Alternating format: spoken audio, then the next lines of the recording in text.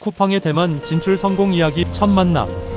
나는 2022년 가을 대만 타이베이에서 교환학생 생활을 하던 미국인이다. 당시 내가 처음 쿠팡이라는 한국 기업을 알게 된 것은 우연이었다. 현지 대만인 친구 리웨이가 스마트폰을 보며 신기한 표정을 지으면서 내게 물었다. 야, 너 한국 기업 쿠팡 알아? 이거 완전 대박인데? 솔직히 말하면 나는 그때까지 쿠팡이라는 기업을 전혀 몰랐다. 미국에는 아마존이 있고 대만에는 쇼피나 모모 같은 이커머스 플랫폼이 이미 자리 잡고 있었다. 그런데 한국 기업이 대만 시장에서 성공하고 있다니 솔직히 의아했다. 그 일부 로켓 배송이 만든 놀라운 변화. 이길 배송의 충격. 리웨이는 내게 자신의 쿠팡 앱을 보여주었다. 한국산 바나나, 우유, 기저귀, 화장품 등이 현지 업체보다 훨씬 저렴한 가격에 판매되고 있었다. 그런데 가장 놀라운 건 배송 시스템이었다. 이거 봐. 오늘 밤에 주문하면 내일 오전에 받을 수 있어. 배송비도 무료고. 나는 처음에 믿을 수 없었다. 대만의 다른 쇼핑몰들은 보통 3일에서 일주일은 기다려야 했고 해외 직구는 3주 이상 걸리는 게 당연했다. 그런데 한국 기업이 690대만 달러 약 29,000원 이상 구매하면 이길 대만행 첫 비행편으로 무료 배송을 해준다니. 더 놀라운 건 현지 로켓 배송이었다. 195대만 달러 약 8,000원 이상만 구매하면 대만 내 물류센터에서 이길 배송으로 물건을 받을 수 있었다. 이건 대만 시장에서는 혁명이었다. 가격 경쟁력의 비밀. 리웨이와 함께 가격을 비교해봤다. 빙그레 바나나 우유 6팩이 쇼피에서는 13,440원, 모모에서는 12,880원인데 쿠팡 로켓 배송으로는 7,075원이었다. 거의 절반 가격이었다. 이게 어떻게 가능한 거야? 내가 물었다. 리웨이가 설명했다. 쿠팡은 한국에서 이미 거대한 물류 네트워크를 구축했고 그걸 대만에 그대로 적용한 거야. 직매입 방식으로 중간 마진을 줄이고 자체 배송 시스템으로 비용을 절감했대. 게다가 항공 배송을 대량으로 운영해서 배송비도 최소화했고 나는 비즈니스 모델의 효율성에 감탄했다. 이건 단순한 가격 덤핑이 아니라 시스템 자체의 혁신이었다. 2부 2023년의 폭발적 성장. 그 앱 다운로드 1위의 의미. 2023년 6월 쿠팡은 대만 쇼핑 앱 다운로드 1위를 기록했다. 현지 토종 기업인 쇼피 7위와 모모 9위를 제치고 말이다. 이건 단순한 순위 변화가 아니었다. 외국 기업이, 그것도 한국 기업이 대만 소비자들의 마음을 완전히 사로잡은 것이었다. 나는 대만 친구들에게 물어봤다. 왜 쿠팡을 쓰는 거야? 그들의 대답은 한결같았다. 빠르고 저렴하고 믿을 수 있으니까. 한국 제품을 쉽게 살 수 있어서. 배송이 정말 정확해. 약속한 시간에 꼭 와. 특히 20대에서 40대 여성들 사이에서 쿠팡은 폭발적인 인기를 끌었다. K뷰티, K푸드, 유아용품 등 한국 제품에 대한 수요가 높았고 쿠팡은 이를 정확히 공략했다. 숫자로 보는 성공. 2023년 쿠팡 대만 사이트 방문자 수는 월간 140만 명에 달했다. 쿠팡을 통해 대만에 진출한 한국 중소기업은 1만 2천 곳이 넘었고 현지 판매 제품의 70%가 한국 중소기업 생산품이었다. 더 놀라운 건 거래액 증가율이었다.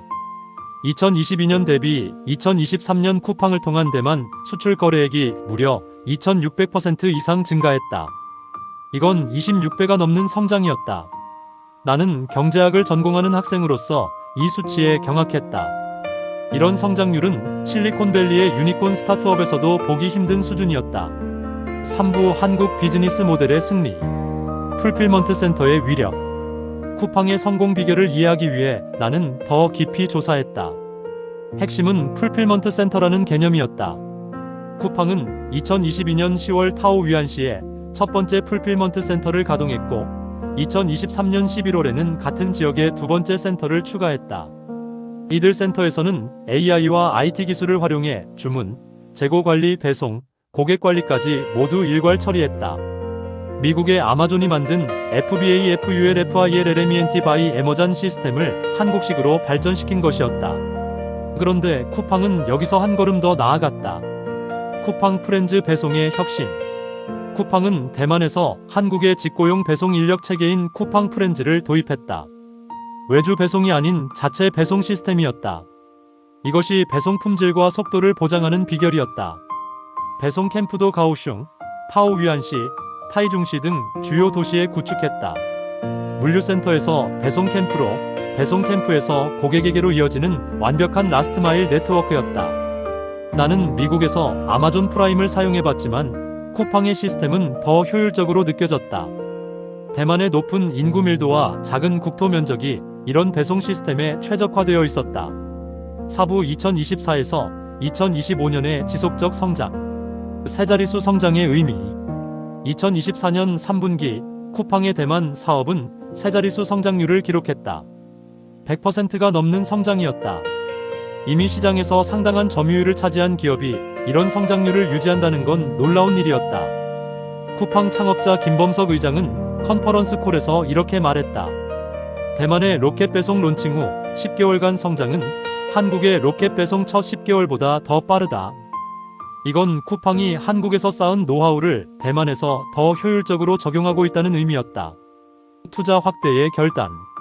쿠팡은 2024년 대만 사업 투자 규모를 기존 6억 5천만 7억 5천만 달러에서 9억 5천만 달러 약 1조 3천억 원로 대폭 늘렸다. 이는 단순한 확장이 아니라 장기적 성공에 대한 확신이었다. CFO 거래 안 한드는 대만에서 뚜렷이 나타나고 있는 성장 모멘텀 지원을 위해 투자를 늘린다며 이는 각 사업의 잠재력에 대한 확신이 지속적으로 높아지고 있다는 의미라고 설명했다. 나는 이런 과감한 투자 결정에서 한국 기업가 정신의 단면을 봤다. 단기 수익보다 장기 성장을 선택하는 용기. 5부 중소기업과의 상생. 판로 개척의 기회. 쿠팡의 대만 진출이 단순히 한 기업의 성공을 넘어 의미 있는 이유는 한국 중소기업들에게 새로운 판로를 열어주었기 때문이다. 쿠팡은 입점 기업에게 통관, 재고 관리, 배송, 고객 응대까지 모든 것을 지원했다. 중소기업들은 현지 인력을 채용하거나 물류 시스템을 구축할 필요 없이 쿠팡 플랫폼에 입점하기만 하면 대만 시장에 진출할 수 있었다. 실제로 대만에서 판매되는 로켓 배송 상품 중 70% 이상이 한국 중소기업 제품이었다. 광천김, 배배양 유아용품, JHP 화장품 등 한국의 우수한 중소기업 제품들이 대만 소비자들의 사랑을 받았다. 수출 증대의 파급 효과. 2020년 26억 2천만 달러였던 한국 중소기업의 대만 수출액은 2023년 35억 달러로 30% 이상 증가했다. 물론 이게 모두 쿠팡 덕분은 아니지만 쿠팡이 중요한 역할을 했다는 건 부인할 수 없었다. 중소벤처기업부와 상생협력재단도 쿠팡과 협력해 중소기업 대만 진출을 적극 지원했다. 동반 진출 지원 사업 대상 기업을 2023년 20개 사에서 2024년 30개 사로 늘렸다. 나는 이런 모습에서 한국 경제의 저력을 봤다. 대기업과 중소기업이 함께 성장하는 생태계. 육부 시장 변화와 경쟁. 모모의 위기. 쿠팡의 급성장은 대만 토종 이커머스 업체들에게 위기였다. 특히 대만 1위 이커머스였던 모모는 2024년 2분기 역성장을 기록했다. 업계 관계자들은 쿠팡이 빠르게 확장하면서 2028년에는 대만 시장 선두 자리를 넘볼 수 있을 것이라고 전망했다. 이건 놀라운 예측이었다. 외국 기업이 5년에서 6년 만에 현지 토종 기업을 제치고 1위에 오른다는 건 쉽지 않은 일이기 때문이다. 이커머스 시장의 성장. 대만의 이커머스 시장은 빠르게 성장하고 있었다. 대만 경제부 통계처에 따르면 2018년 2,517억 대만 달러 약 10조 5천억 원이었던 시장 규모가 2023년 4,930억 대만 달러 약 20조 7천억 원로 거의 2배 증가했다. 그런데 대만의 인터넷 사용률은 95%에 달하지만 이커머스 비중은 전체 유통시장에서 10% 내외에 불과했다. 이건 앞으로 성장 잠재력이 엄청나다는 의미였다. 쿠팡은 바로 이 기회를 정확히 포착한 것이었다. 7부 한국 기업의 DNA. 빠른 실행력. 쿠팡의 성공에서 내가 가장 인상 깊었던 건 실행 속도였다. 2021년 7월 대만 진출을 시작해서 2022년 10월 풀필먼트 센터 가동, 2023년 6월 앱 다운로드 1위 달성. 불과 2년도 안 되는 기간에 이룬 성과였다. 미국 기업들이 시장 조사에 몇 년을 쓰는 동안 한국 기업은 이미 시장에 진입해서 빠르게 학습하고 적응했다. 고객 중심의 철학. 쿠팡의 모든 의사결정은 고객 경험에 집중되어 있었다. 더 빠른 배송, 더 저렴한 가격, 더 다양한 상품. 김범석 의장은 고객이 한국 쿠팡에서 기대하는 수준의 속도와 신뢰도에 한층 더 가까워질 수 있는 기반을 마련했다고 말했다. 이런 고객 중심 철학은 쿠팡이 단기 수익보다 장기 투자를 선택하게 만들었고 결국 지속 가능한 성장으로 이어졌다. 기술과 물류의 결합. 쿠팡의 성공은 IT 기술과 물류 시스템의 완벽한 결합이었다. AI를 활용한 수요 예측, 효율적인 재고 관리, 최적화된 배송 경로 설정. 이 모든 것이 로켓 배송을 가능하게 만들었다.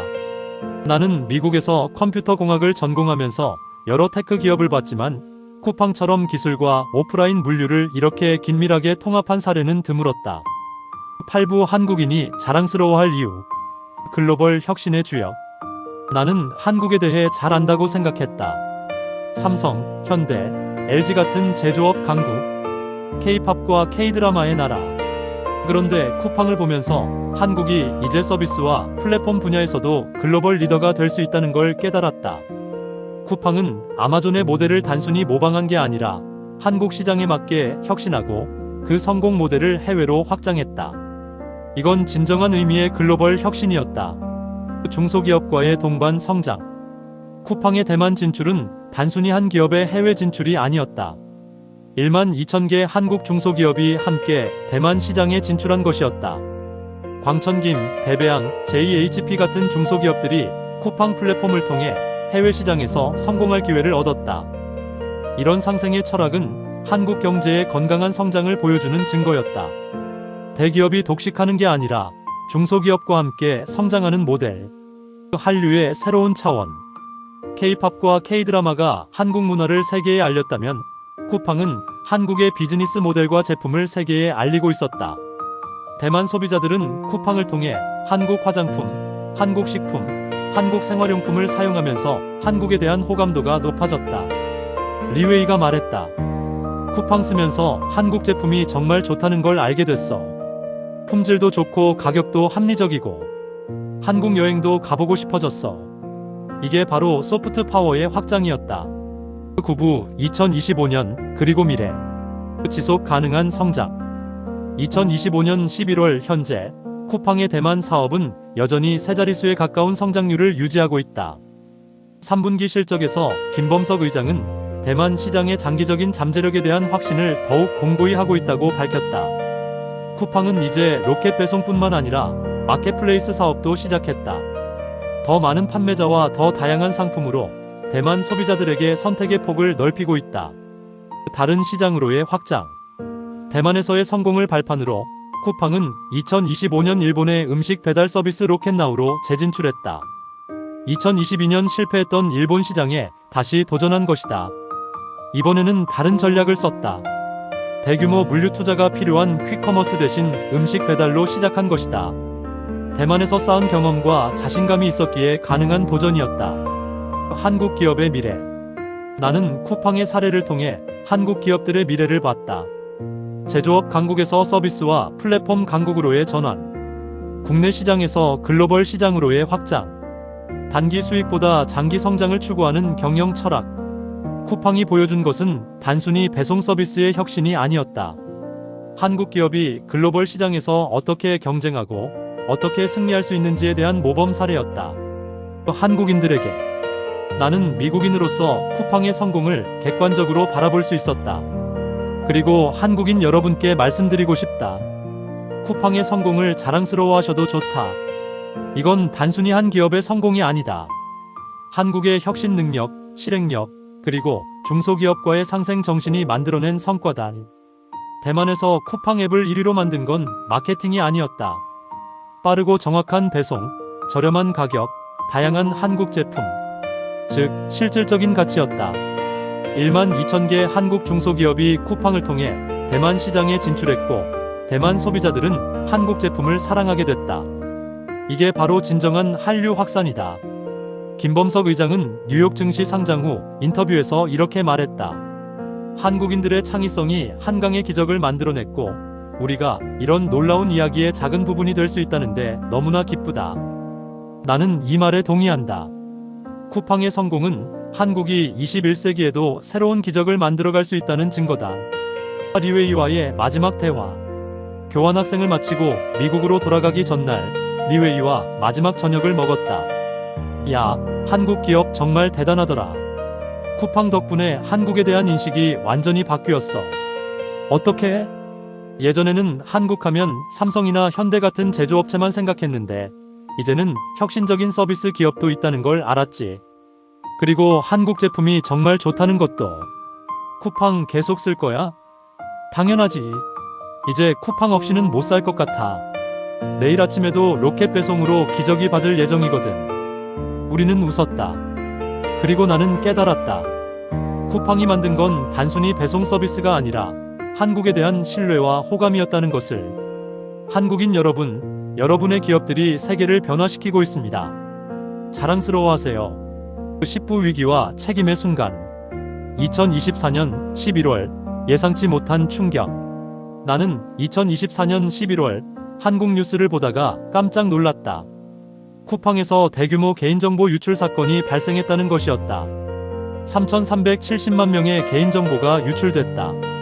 이름, 주소, 전화번호는 물론이고 일부 암호화된 신용카드 번호와 계좌번호까지 포함되어 있었다.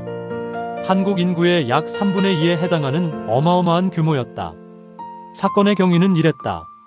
퇴사한 직원이 재직 중 고객 개인정보를 빼돌린 후 퇴사 이후에도 비정상적인 경로로 시스템에 접근해 정보를 유출했다.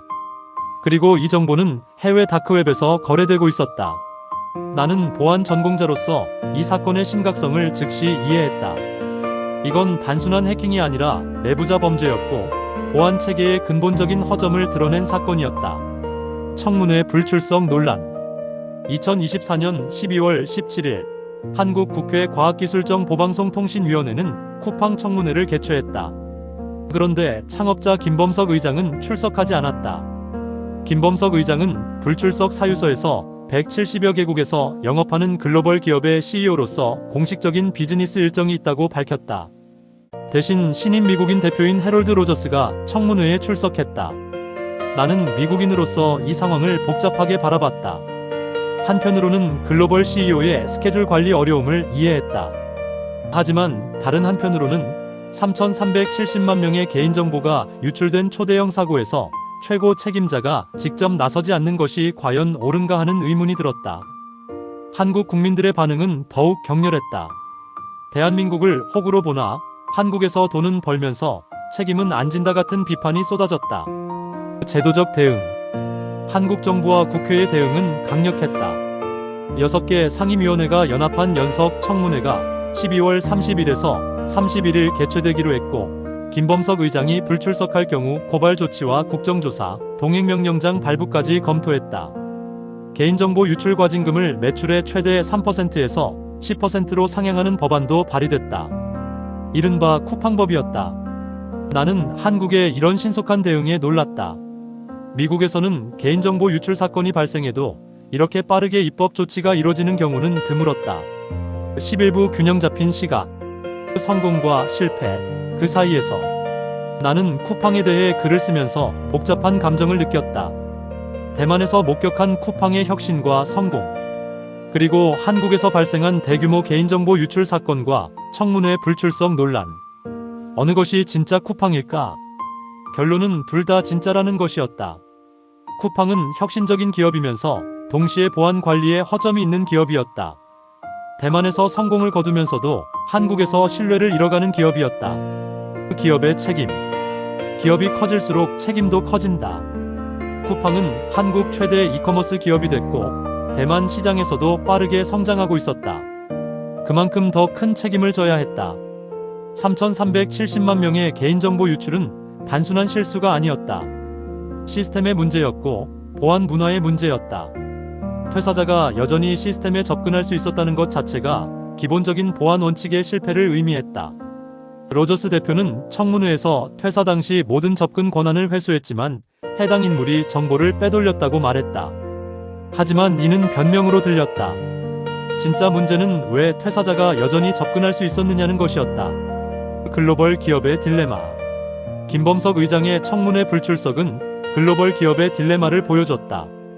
쿠팡은 뉴욕 증권거래소에 상장된 미국 기업이지만 매출의 90% 이상을 한국에서 올리는 기업이었다.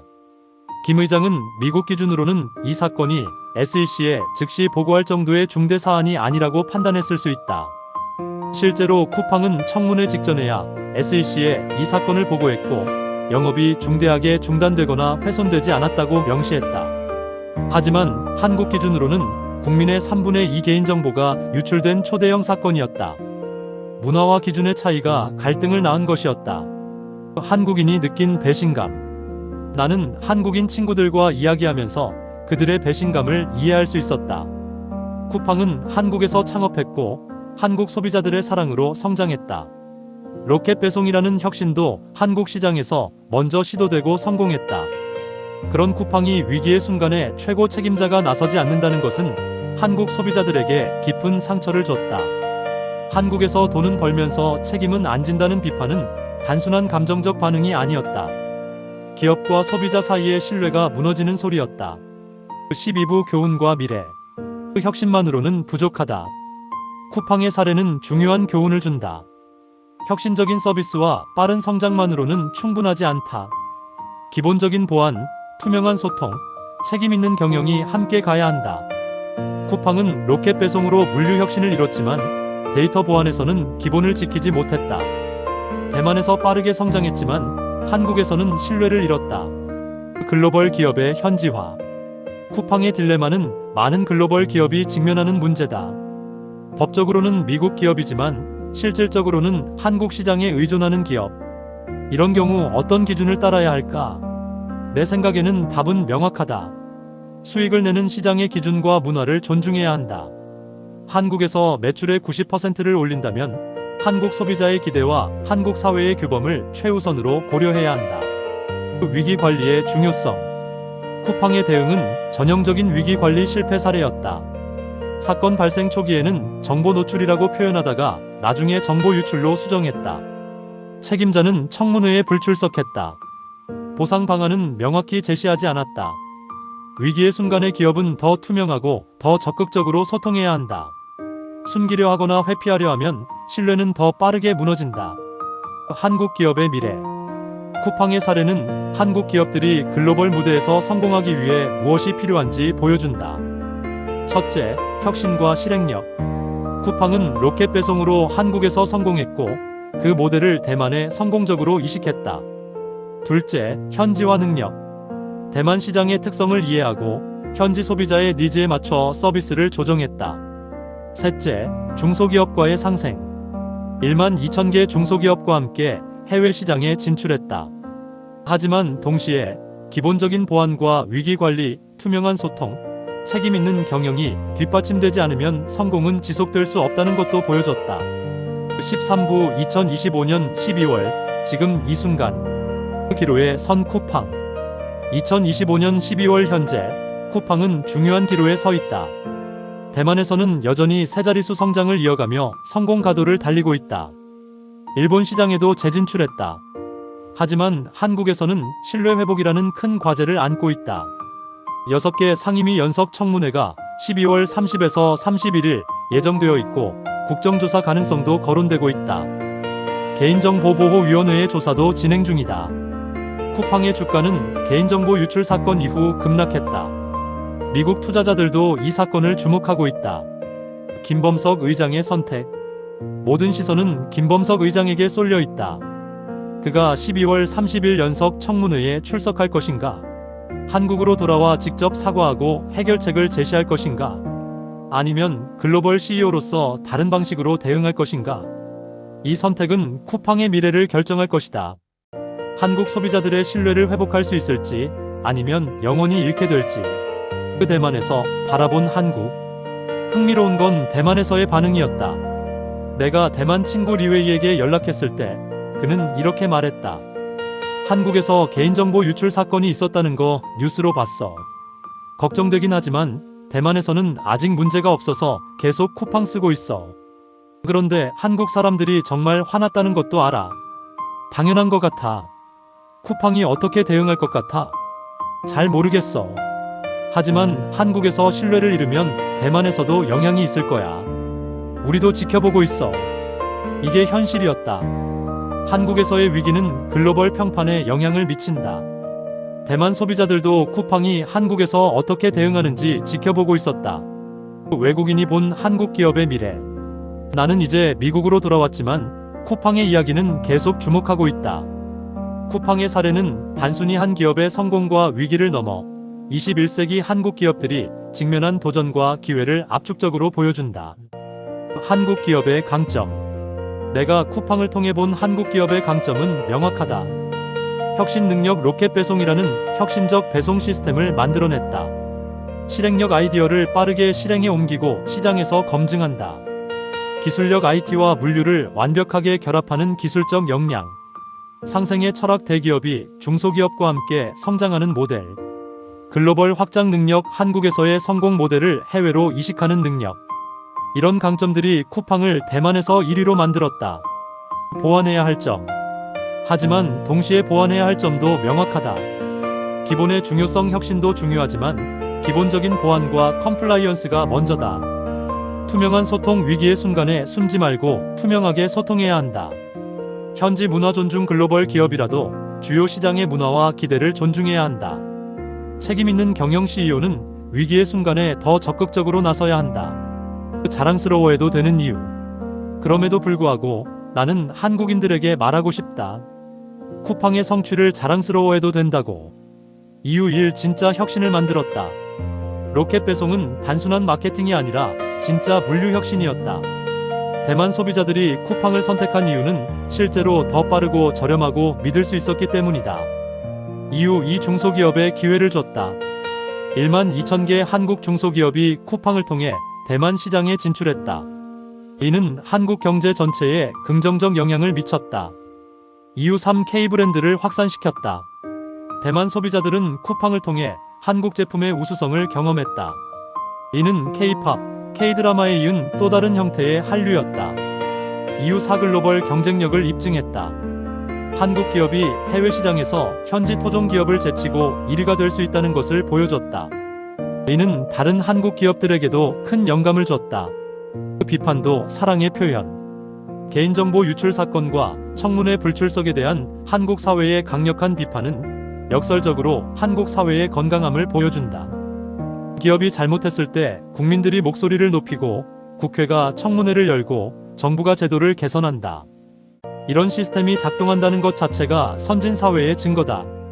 미국에서는 개인정보 유출 사건이 수없이 발생하지만 이렇게 신속하고 강력한 대응이 이뤄지는 경우는 드물다. 한국의 이런 대응은 결국 기업들을 더 강하게 만들고 소비자 보호를 강화한다. 쿠팡이 해야 할 일. 쿠팡이 진정으로 위대한 기업이 되려면 지금이 가장 중요한 순간이다. 김범석 의장은 한국으로 돌아와야 한다. 직접 사과하고 명확한 해결책을 제시하고 재발 방지 대책을 약속해야 한다. 글로벌 CEO라는 변명 대신 한국 소비자에 대한 책임을 보여줘야 한다. 보안 시스템을 전면 재점검하고 독립적인 외부 감사를 받아야 한다. 투명하게 과정을 공개하고 피해자들에게 합리적인 보상을 제공해야 한다. 그리고 가장 중요한 것은 한국 시장을 대하는 태도를 바꿔야 한다는 것이다. 한국은 단순히 수익을 내는 시장이 아니라 쿠팡을 만든 시장이다. 로켓 배송이라는 혁신이 탄생한 곳이다. 그 시장에 대한 존중과 책임감을 보여줘야 한다. 마지막 대화. 1년 후 리웨이와 나는 상상해본다.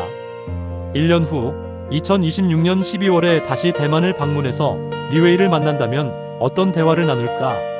시나리오 1. 쿠팡이 위기를 극복했다면. 야, 쿠팡이 한국에서 문제를 잘 해결했더라. 김범석 의장이 직접 나서서 사과하고 보안 시스템을 완전히 바꿨대. 대만에서도 더 안심하고 쓸 수 있게 됐어. 역시 한국 기업은 위기 극복 능력이 대단해. 시나리오 2. 쿠팡이 신뢰를 잃었다면. 쿠팡 한국에서 많이 힘들어졌대. 사람들이 믿음을 잃었다는데. 대만에서도 좀 걱정돼.